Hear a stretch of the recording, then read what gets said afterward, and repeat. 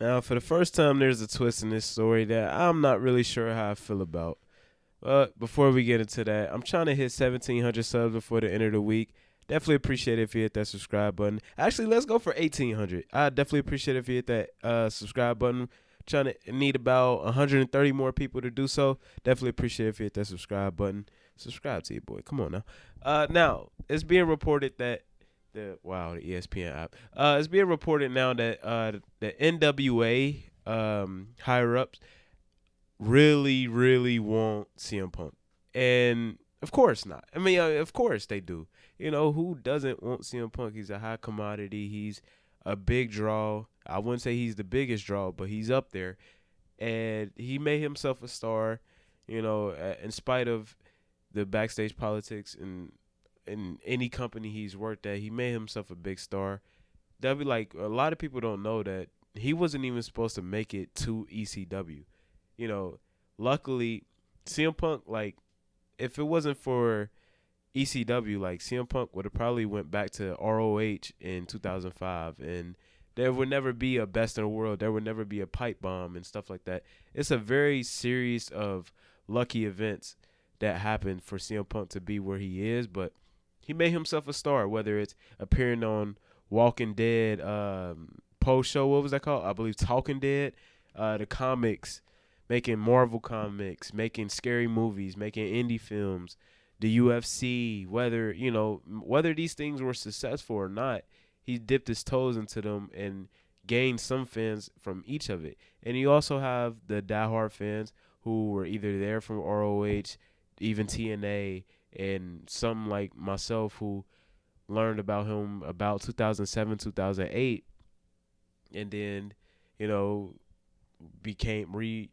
reinvested during the straight edge society, and then reinvested during the Nexus, the short stint with the Nexus, and then super invested into the pipe bomb and the best in the world and all of that. He made himself a star, and when it comes to, like, he will never be out of wrestling as long as he wants to wrestle, because his transgressions and his problems aren't as bad as people try to make him seem out to be.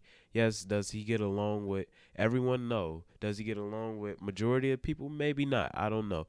But it seems like the only people who have problems with uh CM Punk, they have like they're like, I don't know. When you think about the Seth Rollins, the Roman Reigns, the Elite, these people who are so vocal about their problems with CM Punk, they seem like to have like a like a something personal. It's just like even their problems with him don't make sense.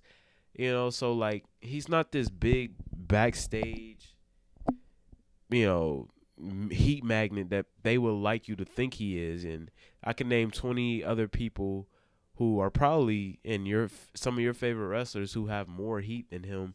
And majority of those people that I can name don't draw as much money as he does. So he has other options. Unfortunately, there's no ROH anymore. It's owned by Tony Khan and AEW. But there's WWE. I still believe WWE is an option. There's TNA, and now NWA has a TV contract, and they're offering him contracts, and they really want him there. And the only, like I said in my previous video, in WWE, he'll get the structure that he didn't get in AEW, but he'll get the structure that he didn't get in AEW, and he'll get the money that he got in AEW, but he won't get the creative freedom. In AEW, he had the creative freedom, but he didn't have the structure. And he got the money, and he got the creative freedom, but he didn't get the structure, and he wasn't able to become a locker room leader, quote unquote. And in NWA and in TNA, he will most likely be able to be a creative, like have creative control, and be a locker room leader. Just unfortunately, he won't be paid as much. So it's like that Chris Rock joke. You could get it fast and cheap, but not good. You can get it fast and good, but not cheap, or you can get it good and cheap, but not fast.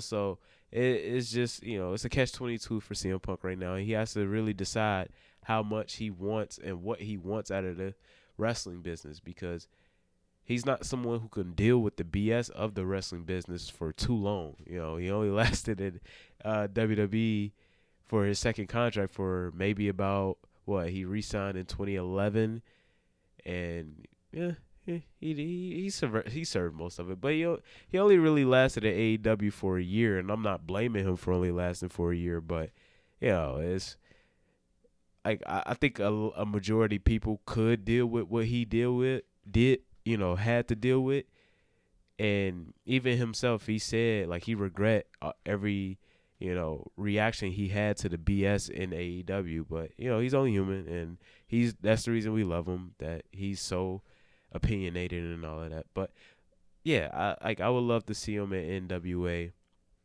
I just want to see him on my screen, whether it's TNA, AEW, long shot, but WWE, TNA, whatever he's at. Even if he's back in the UFC, I probably don't want to see that, honestly. But I just want to see my man back on the screen. So let me know what you guys think about this in the comments. Again, we're trying to hit 1,800 subs before the end of the week.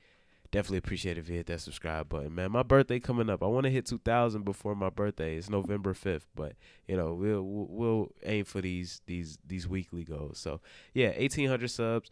Definitely appreciate it if you hit that subscribe button. Be a beautiful person. Make somebody smile today. Sub to act. Peace.